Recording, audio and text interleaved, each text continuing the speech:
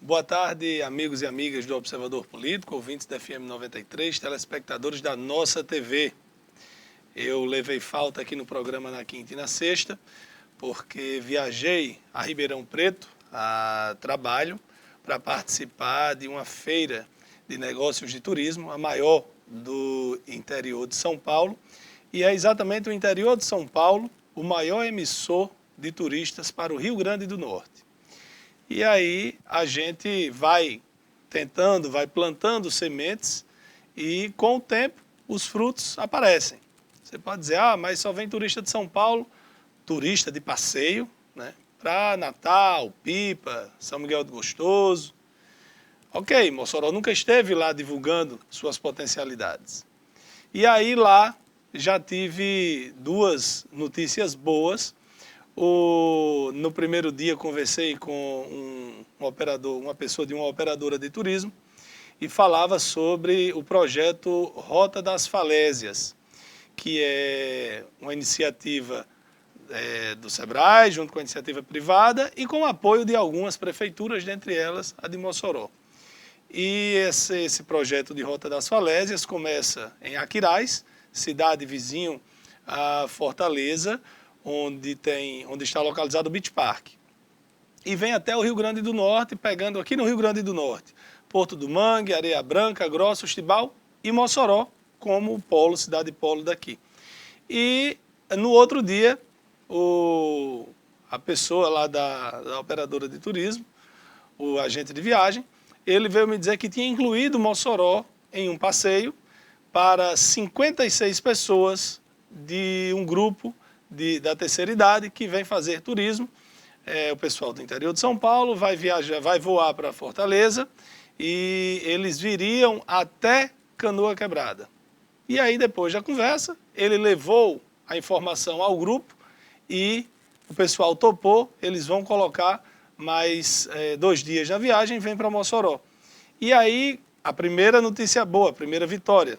Da segunda, eu, desde que cheguei à secretaria, tenho feito um trabalho constante para divulgar a visitação das salinas como um potencial turístico. Praia Bonita nós temos aqui na nossa região. Não em Mossoró, obviamente, mas na nossa região temos. Mas Natal tem Praia Bonita, Pipa tem, São Miguel do Gostoso, Maracajaú, tem muita praia bonita por aí. Mas tem uma coisa que só nós temos aqui. Aliás, no Nordeste todo, são as salinas. E para nós de Mossoró talvez não seja um grande diferencial visitar uma salina, já que para nós é comum vermos no meio da rua um armazém de sal, ou então ver um cavalete daquelas unidades de bombeamento da Petrobras puxando petróleo debaixo da terra. Mas já aconteceu, por exemplo, de um amigo de outra cidade ir andando comigo, quando passar por um cavalete daquele de petróleo, pedir para parar para tirar uma foto, porque não acredita que tem petróleo em praça pública, extração de petróleo em praça pública. E aí ele também já agendou com esse grupo uma visita às salinas. Como tem pessoas, são pessoas da terceira idade, tem pessoas que têm dificuldade de mobilidade, têm mobilidade reduzida, e para a questão das salinas não tem problema com relação a isso. Então, esse é só um exemplo da importância de estar presente em feiras por aí para divulgar o nosso potencial, para que a gente possa ter no turismo mais um pilar da nossa economia aqui, não só de Mossoró, mas também de toda a região. Boa tarde, Laíri Neto. Boa tarde, amigos do Observador Político. Aqui na abertura, lembrar que hoje nós não teremos o sorteio do livro, né? O nosso companheiro aqui de bancada, Edmundo Torres, está aí recuperando as energias para retornar na edição de amanhã. Olha, comentamos aqui na bancada do Observador Político que os 9 governadores do Nordeste ao formalizar o consórcio interestadual de desenvolvimento, muito mais do que uma ferramenta de gestão eficaz nos estados, tinha um sentido político partidário. A própria governadora do Rio Grande do Norte, Fátima Bezerra, deu sentido a esse nosso comentário quando ela disse, abre aspas, o Nordeste mostra sua força política. Essa frase saiu de Fátima Bezerra ao final daquela reunião da semana passada em Salvador, quando o consórcio foi oficializado. Comentamos sobre a estratégia política apresentada pelos 9 governadores. A ideia é oferecer um modelo de gestão a partir de uma agenda em comum para apresentar como exemplo para o país. O PT, que controla os governos nordestinos, construiria o discurso da sucessão presidencial de 2022, perdão. Ou seja, nós estamos em 2019, numa crise profunda nos estados, e aí, ao invés de a gente olhar para os estados ou os problemas que afetam os estados e a população, os partidos estão pensando em 2022. Isso está muito claro. Também comentamos aí que a ideia dos governadores, sob o ponto de vista do consórcio em si, com um plano de trabalho em conjunto, ela é interessante. Porém, havia riscos em relação a isso. O principal deles é o fracasso das gestões estaduais se não houver um apoio do governo federal, principalmente nos estados onde a crise é profunda, perdão, como é o caso do Rio Grande do Norte. Se o consórcio do Nordeste não conseguir um espetáculo de gestão dos 9 estados, sobretudo no atendimento às demandas da população em áreas vitais, como saúde, educação, segurança, etc., o fracasso comprometeria o discurso nacional. O sucesso do plano de trabalho lançado pelo consórcio, aí a gente tem que fazer um destaque especial, depende exclusivamente de recursos federais. Por que depende? Porque os estados não têm dinheiro em caixa. Com exceção do Ceará, ou da Paraíba, e até da Bahia, mas os outros estados não têm. O Rio Grande do Norte sequer consegue atualizar o salário dos servidores. O Rio Grande do Norte sequer consegue pagar suas contas. E aí, no decorrer do programa, nós vamos trazer informações que nos preocupam muito, porém que é uma realidade que nós estamos vivendo. E aí, nós alertamos para essa questão do PT elaborar a pátria do Nordeste para enfrentar com a pátria do presidente Bolsonaro. Quem tem a caneta na mão no país é o presidente Bolsonaro.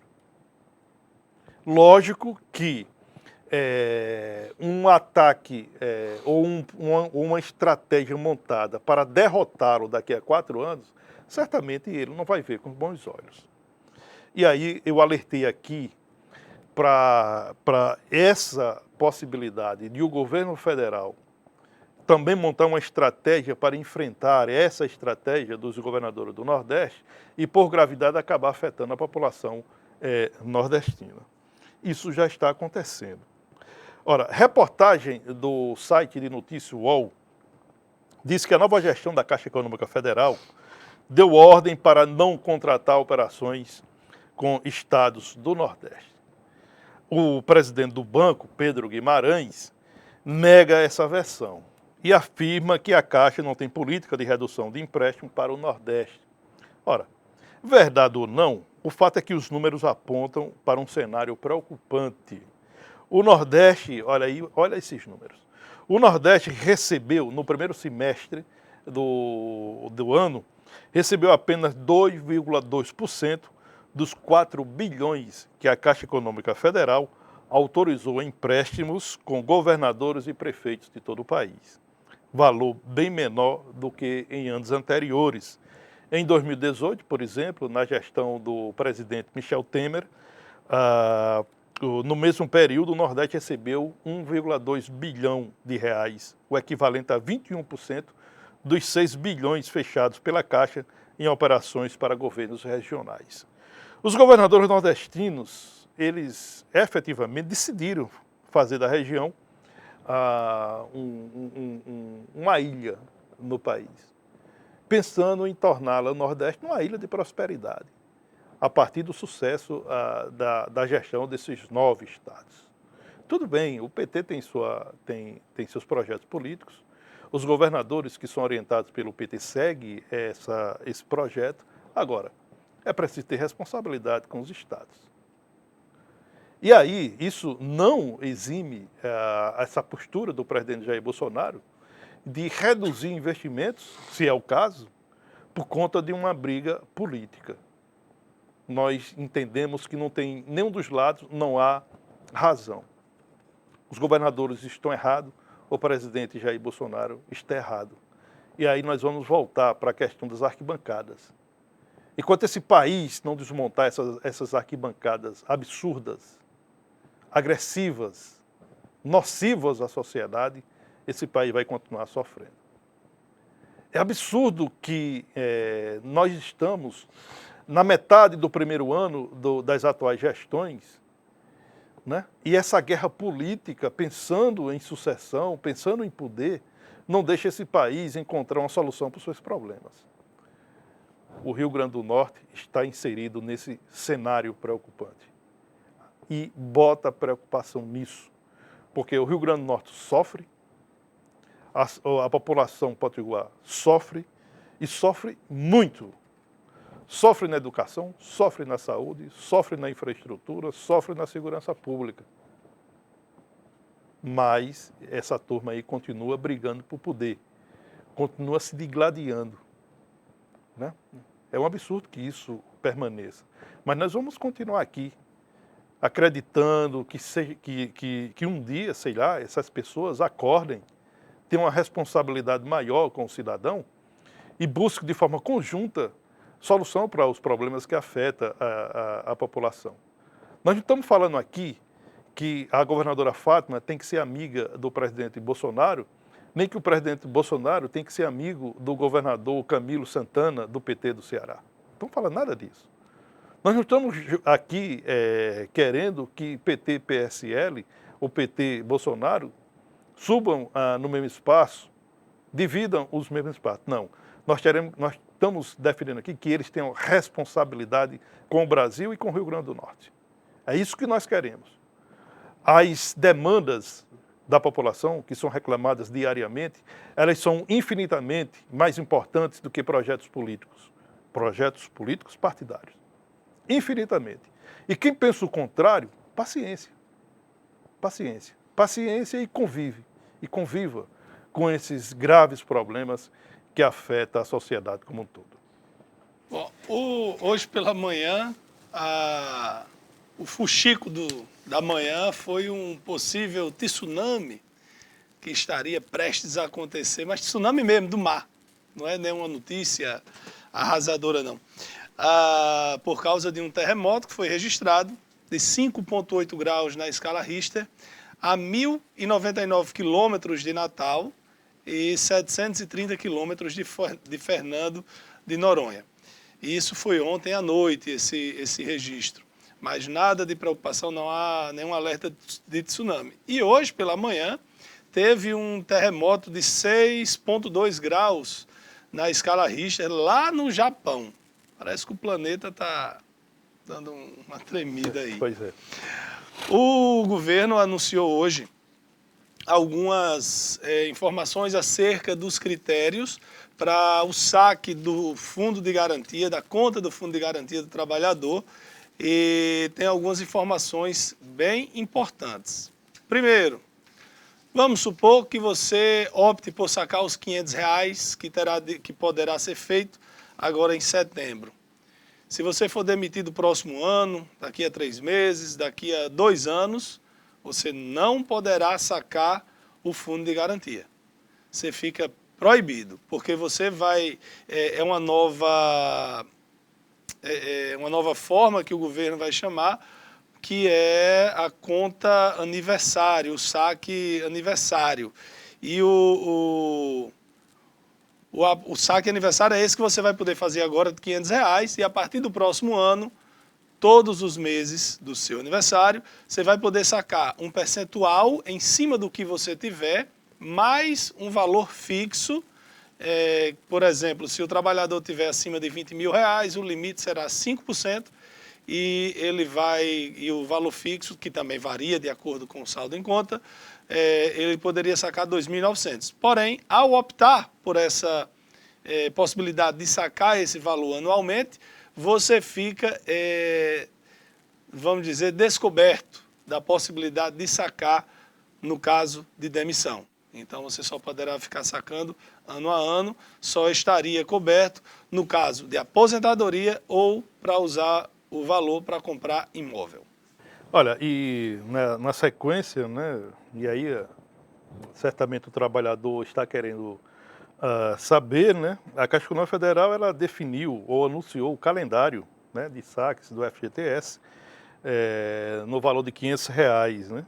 Os saques começam dia 13 de setembro para quem tiver conta poupança na Caixa e no dia 18 de outubro para quem não for correntista. Os trabalhadores poderão sacar de todas as contas de FGTS que possuírem, sejam ativas ou inativas, do emprego atual ou de empregos anteriores. Por exemplo, se o trabalhador tiver duas contas, uma com saldo de R$ 1.000 e outra com saldo de R$ 2.000, ele poderá sacar R$ 500 de cada uma delas, ou seja, acaba sacando R$ 1.000. Se tiver R$ 70 na conta, poderá retirar o valor total.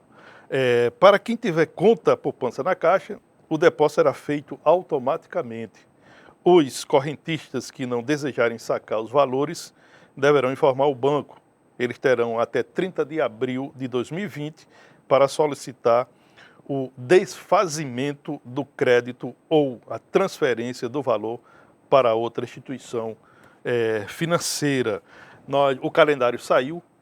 Aqui o calendário é um pouco longo, não sei se nós temos tempo suficiente para passar o calendário, né? Vai de quando a quando? O calendário ele começa para quem tem conta poupança na Caixa, né? Aniversário, quem tem aniversário em janeiro, fevereiro, março e abril, pode sacar no dia 13 de setembro de 2019.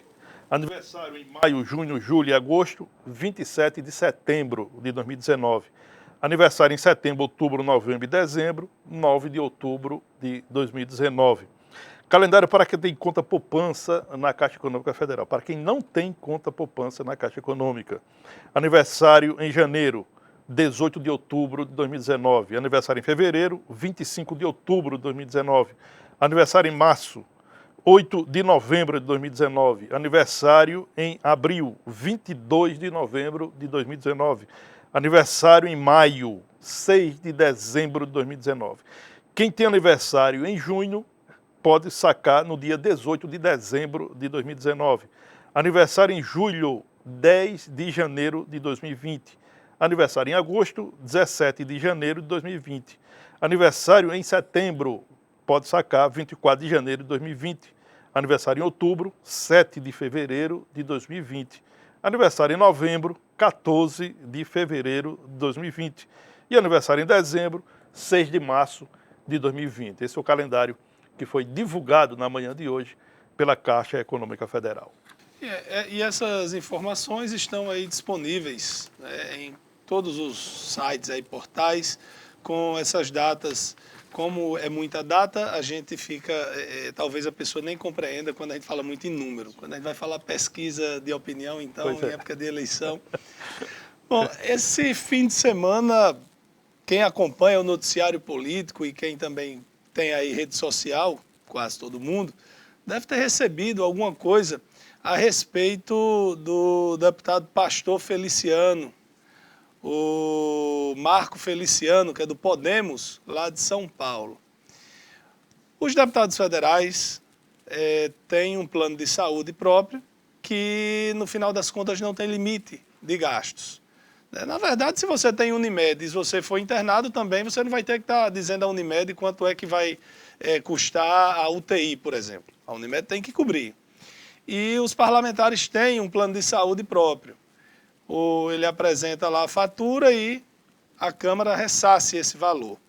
Pois bem, o pastor Marco Feliciano, ele, para ajeitar os dentes, né, fazer uma correção nos dentes, um implante. Ele gastou só R$ 157 mil e foi a Câmara quem pagou. Não foi a Unimed, não foi a Mil, não foi ninguém. Foi a Câmara dos Deputados, que quem paga a Câmara dos Deputados é o dinheiro público, é o dinheiro de todos os brasileiros. E ele disse que como ele é pregador, né, como pastor, ele prega a palavra, e como político ele também precisa da boca, nada mais justo do que ele gastar quase R$ 160 mil para ficar com os dentes bonitos e acabar com o bruxismo que ele disse que sofria. A bruxa está solta. Enquanto nós brasileiros continuarmos aceitando esse tipo de comportamento, ele vai continuar com os dentes brilhando, sem precisar de usar a nossa pasta comum.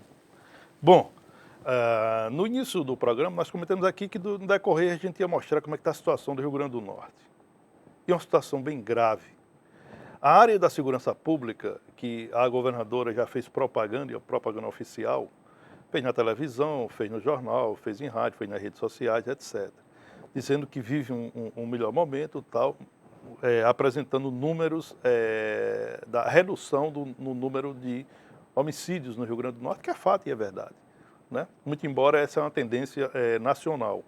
No Brasil todo, no primeiro semestre, houve uma redução acima de 24% no número de homicídios. E lá de Brasília, o ministro Sérgio Moro, que é da Justiça e da Segurança Pública, diz que foi ação do governo federal. Nos estados, os governadores fazem propaganda para si. Mas o que eu quero dizer é o seguinte: olha, as empresas que prestam serviço à Secretaria de Segurança Pública e da Defesa Social do Rio Grande do Norte, elas estão recolhendo os carros da Polícia Militar, os carros que são utilizados pela Polícia Militar. Por quê? Porque essas empresas ainda não viram a cor do dinheiro desde janeiro. Elas estão prestando serviço e até aqui o governo do Estado, é o atual. Antes que alguém possa transferir isso para o governo passado, não, essa conta é a conta atual, é de janeiro. Eu vou dar aqui números. O governo está devendo 3,5 milhões de reais a essas empresas, que corresponde a 1º de janeiro a 30 de junho. Eles ainda não receberam um centavo de real. E aí está recolhendo os carros que estavam a serviço da Secretaria de Segurança Pública. Quem sofre é a Polícia Militar, que cada vez menos tem carros para trabalhar. A consequência disso é exatamente o que o cidadão sofre. A gente pergunta, e pode perguntar ao cidadão o seguinte: você se sente seguro? Teve uma redução aí de 24% do índice de homicídio. E qual foi a redução nos assaltos? Qual a redução no número de veículos roubados, no número de motos tomadas de assalto? Qual a redução de arrombamentos de casa, de lojas? Existe redução? Você, cidadão, se sente seguro? Né? O Mossoró registrou nesse fim de semana, né, o assassinato de número 108 no ano. Tem pouca importância se no ano passado, 118, perdão, que pouca importância tem se no ano passado, nesse mesmo período, foi 130, 12 mortes a menos. 118 é muita morte, é muito assassinato. Significa dizer que o cidadão continua inseguro, significa dizer que a criminalidade continua dando as ordens, o poder paralelo continua funcionando. Isso está muito claro. Nós temos áreas em Mossoró que é praticamente impossível você transitar em certa hora da noite, porque é quase uma certeza você ser assaltado. E eu vou dizer mais: o cidadão que de tanto prejudicado, porém já calejado com essa situação, quando tem uma pulseira tomada de assalto, ou um relógio, ou um celular, já não vai mais nem fazer o BO. Não vai mais nem para o boletim de ocorrência, porque sabe que não tem solução. Então é um sistema inseguro, o cidadão continua inseguro. E o governo do Estado continua inerte ou sem capacidade para encaminhar esse setor para melhor momento. Nos Estados Unidos aconteceram 2 massacres no final de semana. No sábado, na cidade de El Paso, no Texas, um homem matou 20 pessoas e deixou 26 feridos. Ontem, domingo, em Dayton, no estado de Ohio, outro homem matou 9 pessoas e deixou 27 feridos. Esses massacres que acontecem nos Estados Unidos faz as pessoas, principalmente por lá, refletirem muito, porque existe uma briga sobre liberação ou não de armas. Em alguns estados é permitido, em outros estados não é permitido. E nos Estados Unidos, nesses estados onde é permitido a arma, liberado total, tem casos de você vai abrir uma conta no banco, de brinde ganha uma arma. Você compra um carro, de brinde ganha uma arma. Tudo tem arma.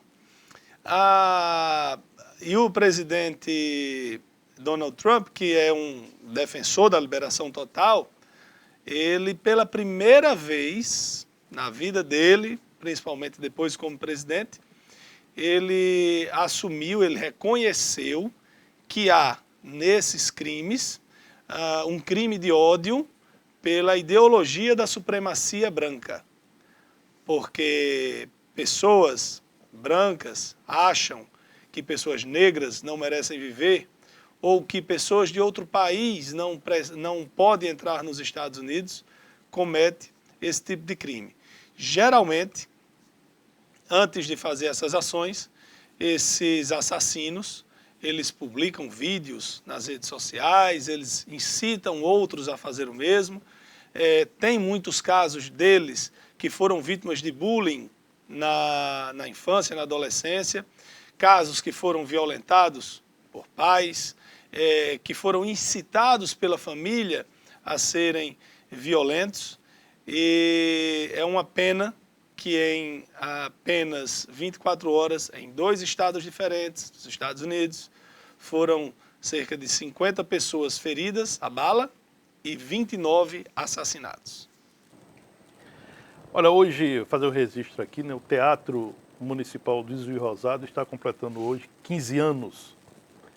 Ele foi inaugurado no dia 5 de agosto de 2004, no último ano da terceira gestão da prefeita Rosalba Ciarline, dito e visto como templo da cultura moçoroense, né, está enraizado aí no nosso corredor cultural. O Teatro de Juiz Rosado recebeu grandes artistas, grandes espetáculos, e eu quero aqui citar como exemplo o show num domingo à noite do Chico Anísio, né? Ele fez um show primoroso e inesquecível, e ao final do show ele se rendeu à beleza do teatro. Disse, segundo ele, sem medo de errar, que o Teatro de Juiz Rosado, se não fosse o primeiro, seria o segundo teatro mais bonito do país. Palavras de Chico Anísio. E aí uma programação foi iniciada na sexta-feira, teve sequência no sábado e no domingo, né? No caso ontem, e ontem teve a presença da prefeita Rosalba Ciarline, que anunciou a obra de restauração da Praça Cícero Dantas, né? É isso? Qual? A Praça do Teatro. Do né? teatro. Praça Cícero Dantas, que vai ser reformada e está realmente precisa. Como o teatro também já não, há tempo que precisa de restauração, principalmente em algumas áreas de sua estrutura.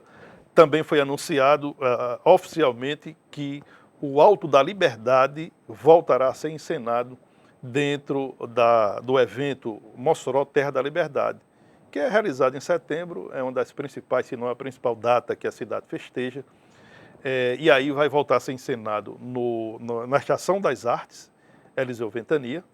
O diretor e produtor teatral está de volta, o Marcelo Flecha, ele é quem vai produzir, e aí é uma boa notícia. Por que é uma boa notícia? Porque esse é um dos eventos que atrai o turista, é um dos eventos que Mossoró festeja a abolição da escravatura, né? Como todos sabem, Mossoró foi pioneira na abolição dos escravos, antecedeu 5 anos a Lei Áurea, né?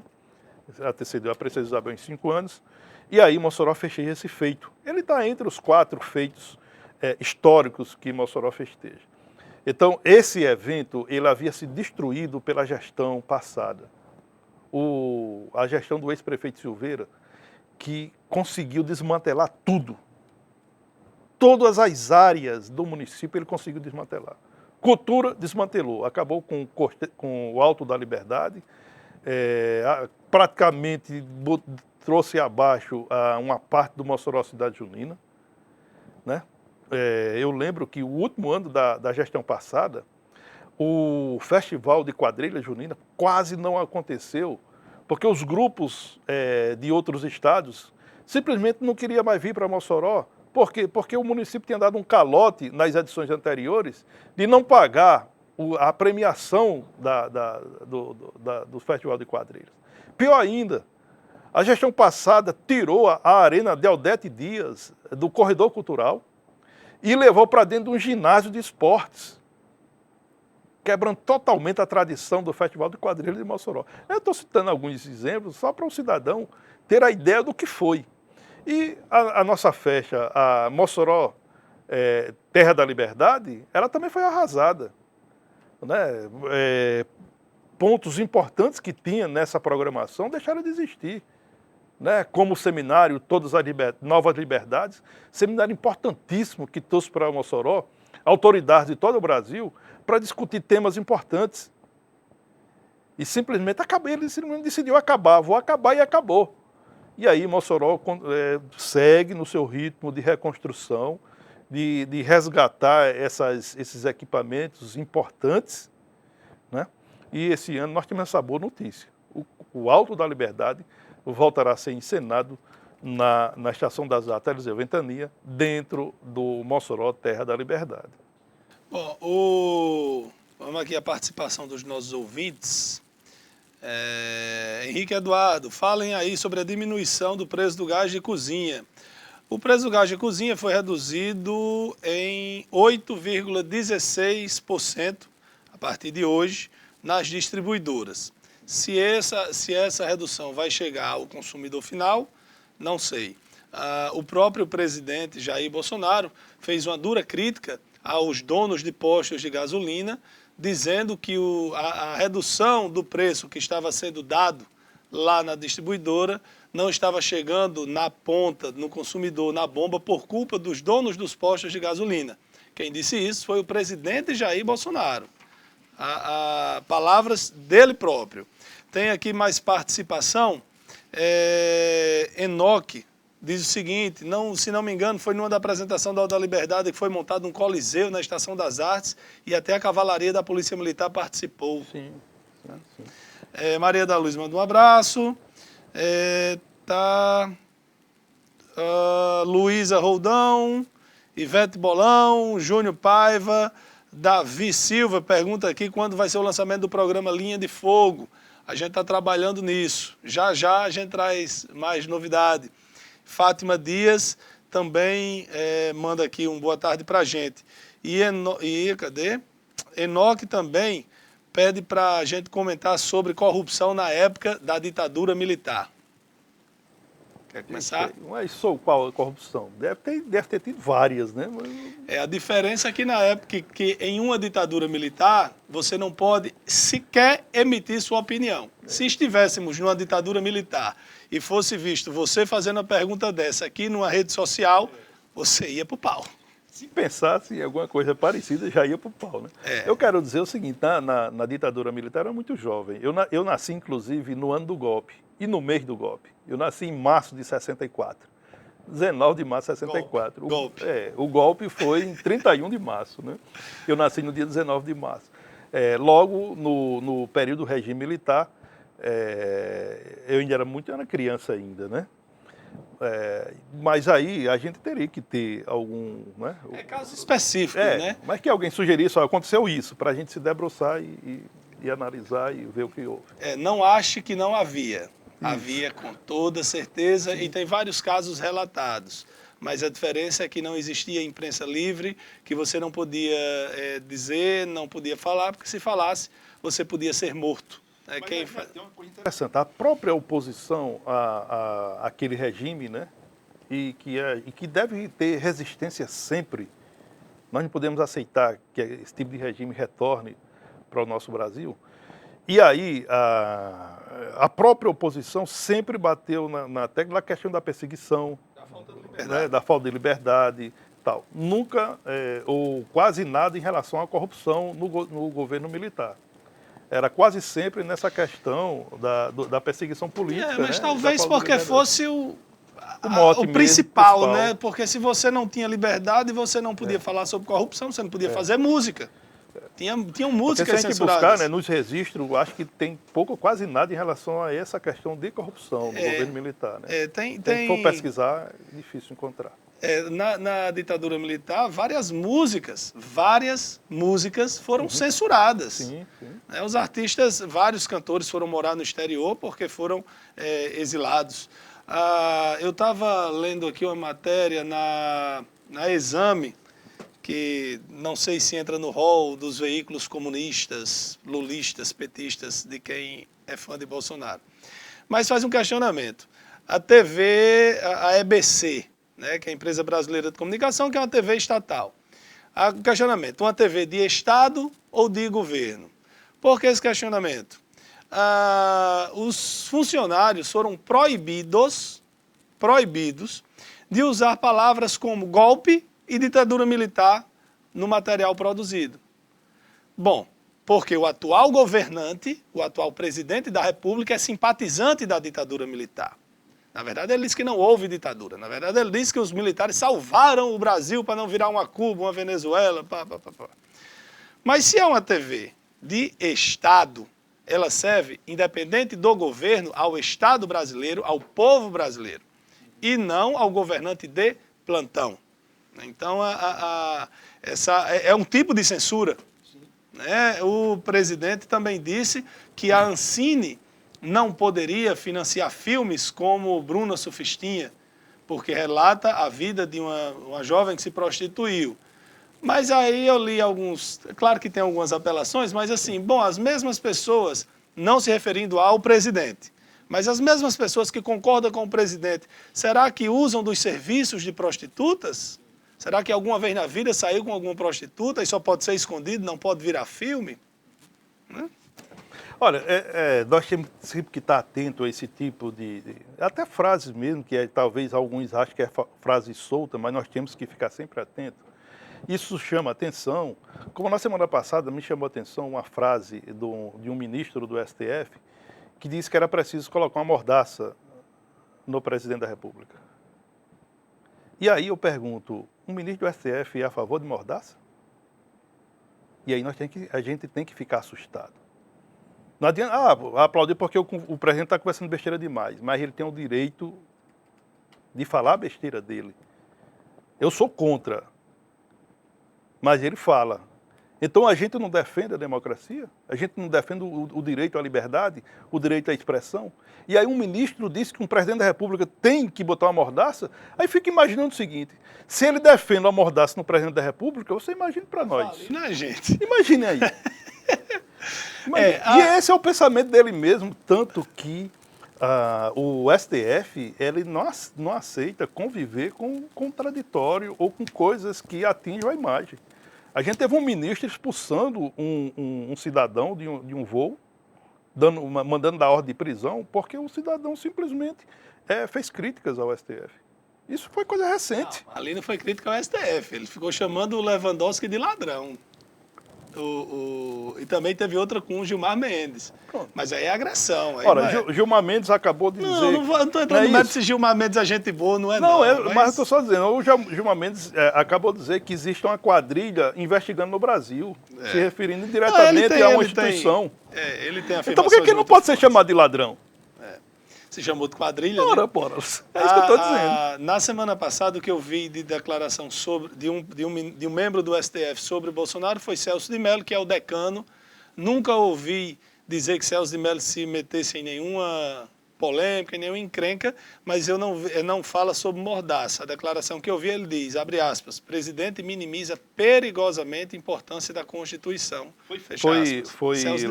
Foi Lewandowski que disse que o presidente precisava de uma mordaça. Essa eu não vi, eu tinha Ricardo visto essa de Lewandowski. Celso de Mello. Bom, vamos lá para o nosso intervalo e daqui a pouco a gente volta com mais o Observador Político.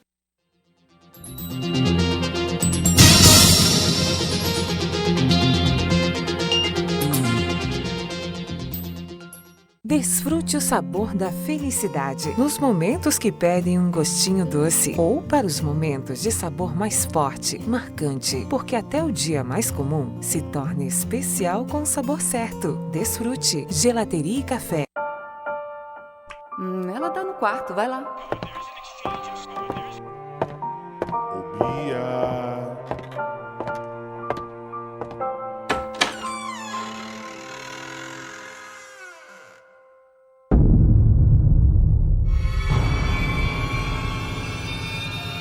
Para algumas crianças, monstros existem e, na maioria dos casos, são pessoas conhecidas. Todos contra o abuso infantil. Disque 100 e denuncie. Todos os meses você investe seu dinheiro no trabalho da LBV. Todos os dias, a LBV diminui o sofrimento de famílias em situação de pobreza. Hoje você tem uma nova oportunidade de fazer o bem. Vamos juntos oferecer proteção a quem enfrenta a fome. Colabore lbv.org/diga sim. PCM Responsabilidade Ambiental. Pratique a coleta seletiva em casa ou no trabalho. O ideal é ter cestas de lixo para cada tipo de resíduo. SAMU 192, boa tarde. Oi, o que aconteceu na cidade aqui na rua? Tem gente ferida. O 192 do SAMU não é para brincadeira. Uma ligação falsa atrapalha nosso trabalho e pode custar a vida de outras pessoas. Não passe trote nem congestione a linha. Só chame o SAMU em caso de emergência mesmo. Fale com seus amigos e o pessoal de casa sobre o uso correto do 192 e seja um defensor da vida junto com o SAMU. Olá, eu sou Paulo, consultor de vendas da BrisaNet Telecomunicações. E hoje vamos falar sobre serviços para a sua empresa. Que a BrisaNet tem a melhor internet e fibra ótica, isso todo mundo já sabe. Agora, você também sabia que aqui oferecemos soluções tecnológicas para a sua empresa? Tem internet com Wi-Fi de alta performance, LAN-to-LAN, sistema de segurança, telefonia, móvel e fixa, VoIP, central PABX virtual e URAs inteligentes. Suporte avançado 24 horas, com atendimento personalizado, dentre outros serviços exclusivos. É a sua empresa mais conectada, segura e preparada. Eleve o nível do seu negócio e entre de vez para a era da ultra velocidade e conectividade. A solução para a sua empresa está aqui. BrisaNet, levando o mundo até você.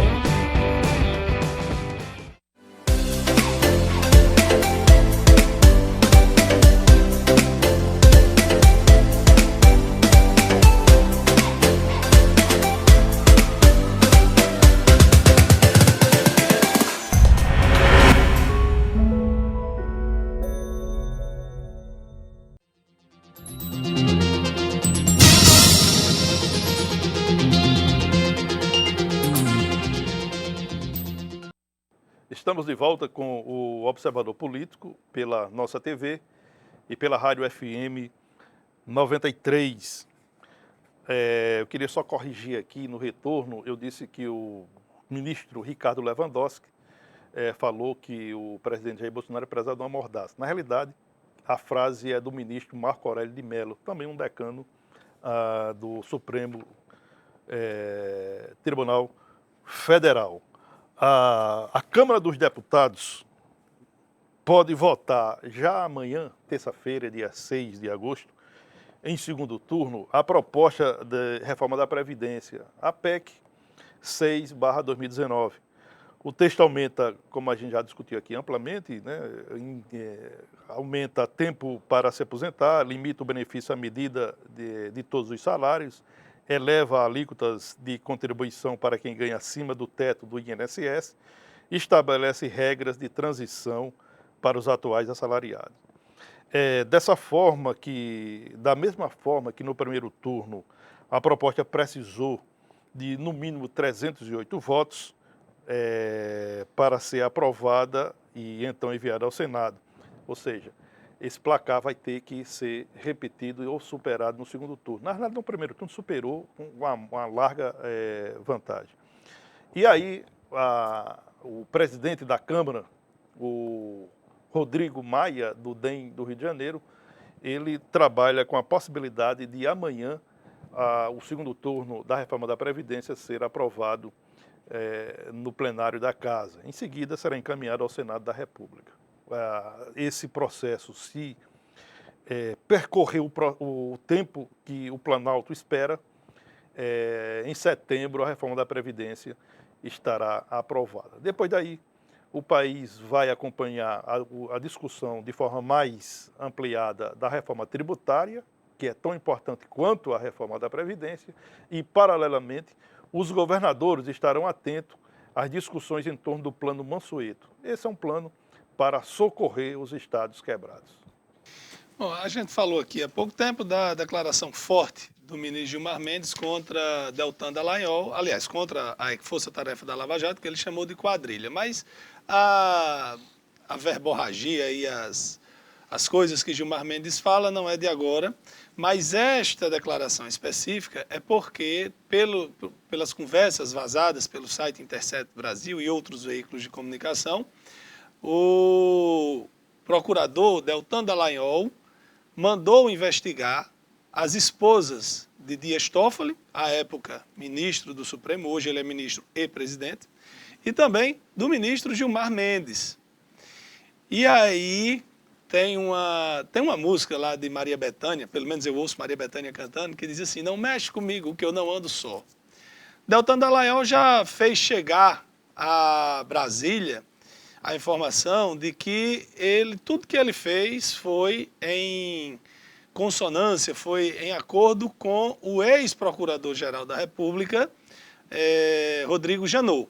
Até aqui, Rodrigo Janot não deu um pio sobre essas conversas que foram vazadas. Ele, que adorava, está sempre emitindo opinião, ele ainda não disse nada.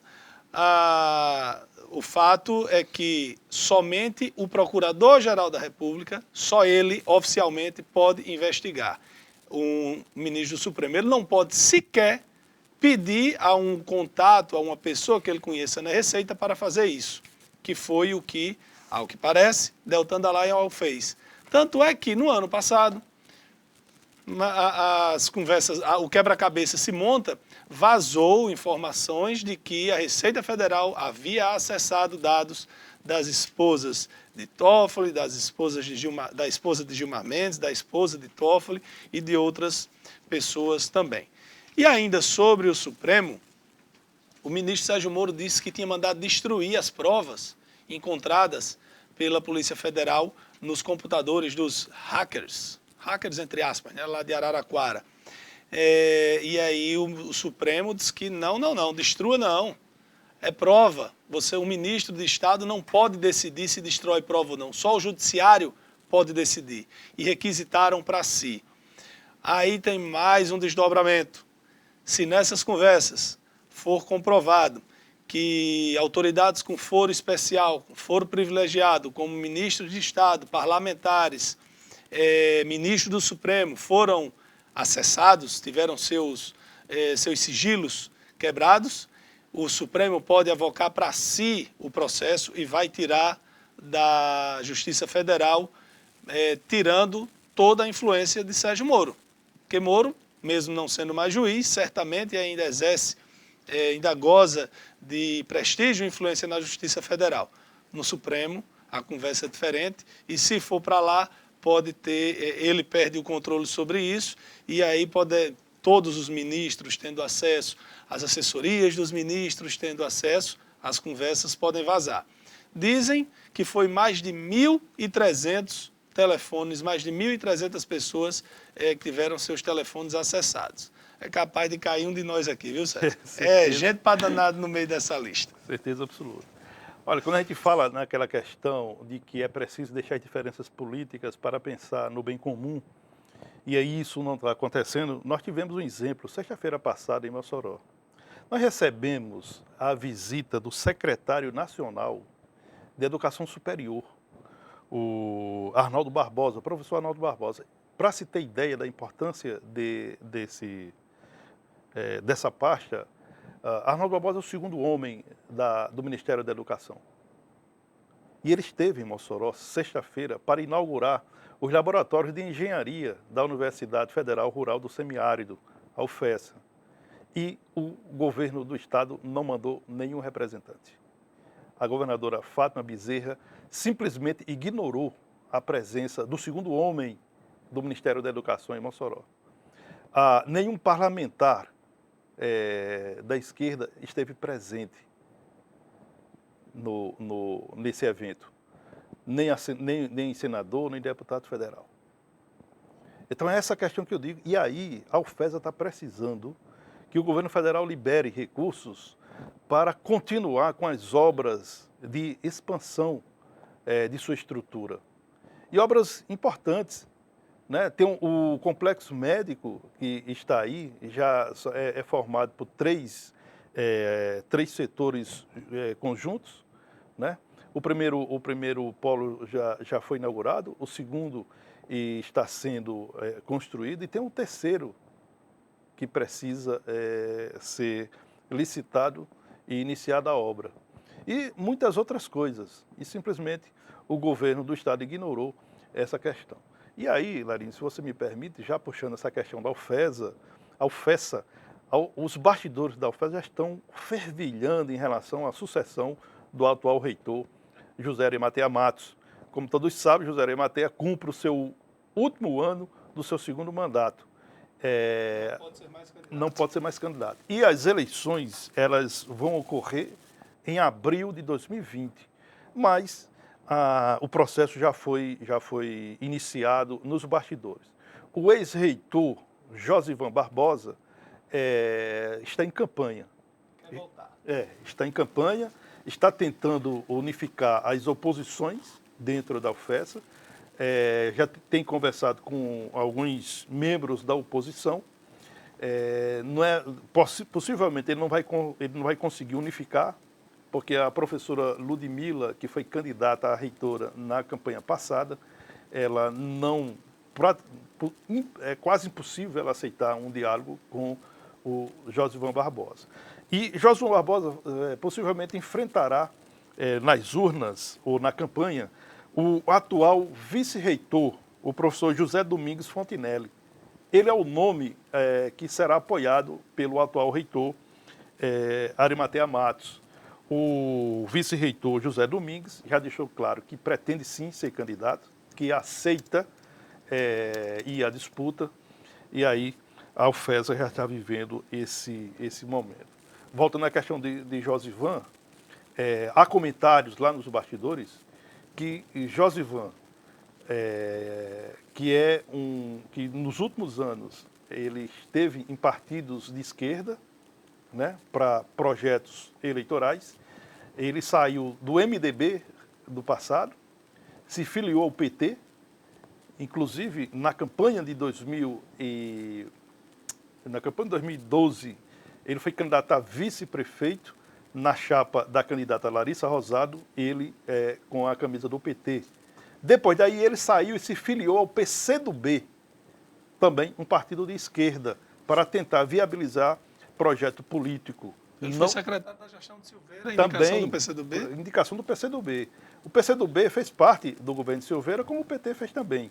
O PT emplacou Isolda Dantas, secretária de Cultura de Silveira, e o PCdoB emplacou o professor Josivan Barbosa, secretário do Planejamento, além do próprio Gutenberg Dias, que foi secretário auxiliar do prefeito Silveira Júnior. Pois bem, agora comenta-se que Josivan está trabalhando para sair do PCdoB e buscar um partido próximo do presidente Jair Bolsonaro. Por quê?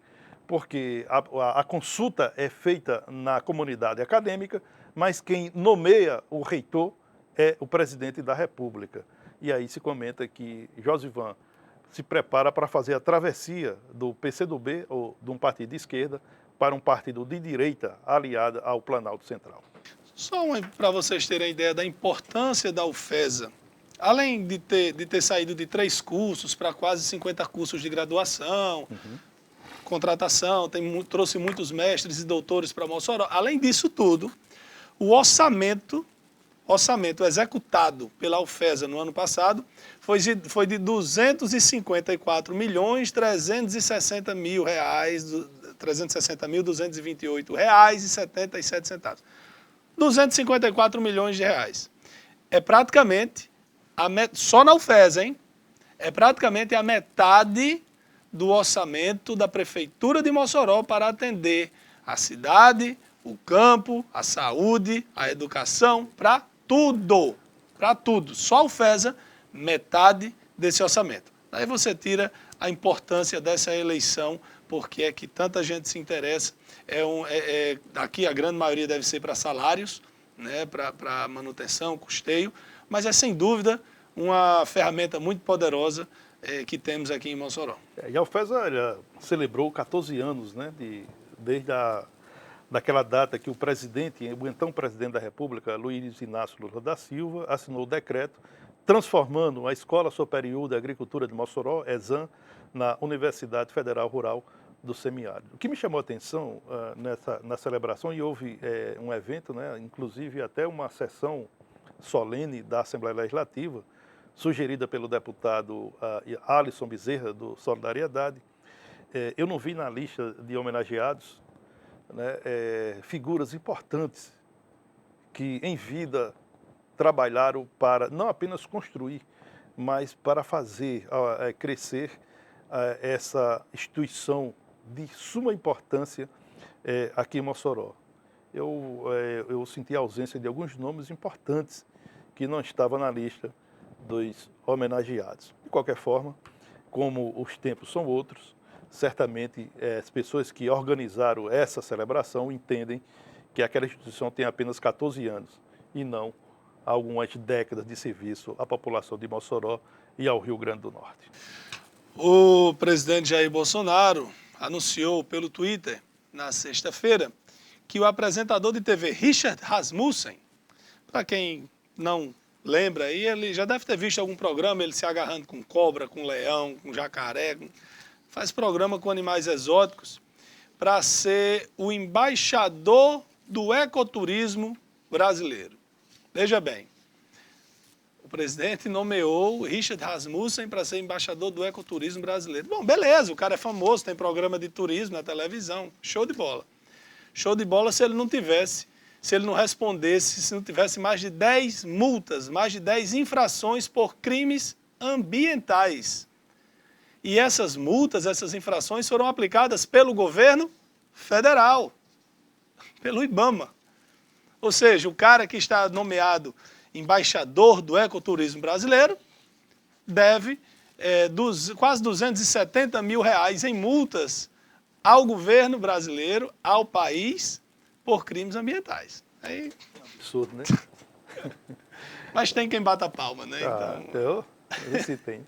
Estamos chegando à reta final do Observador Político desta segunda-feira, 5 de agosto de 2019. E aqui, concluindo a nossa participação, eu quero iniciar a semana e encerrando essa primeira edição com ensinamento de Chico Xavier. Quando tudo parecer triste e cinzento, tenta encontrar o lado bom da vida. Há males que curam, que nos curam, e dores que nos ensinam. Uma boa tarde a todos e até amanhã. Eu tô correndo aqui para ver se eu acho uma frase de Chico Xavier que eu acho maravilhosa também. Vou copiar César no autor. Eu postei esses dias essa frase: na vida não vale tanto o que temos, nem importa o que somos. Somos o que realizamos com aquilo que possuímos e, acima de tudo, importa o que fazemos de nós. Boa tarde, boa semana a todos e, se Deus quiser, amanhã o Observador Político estará de volta.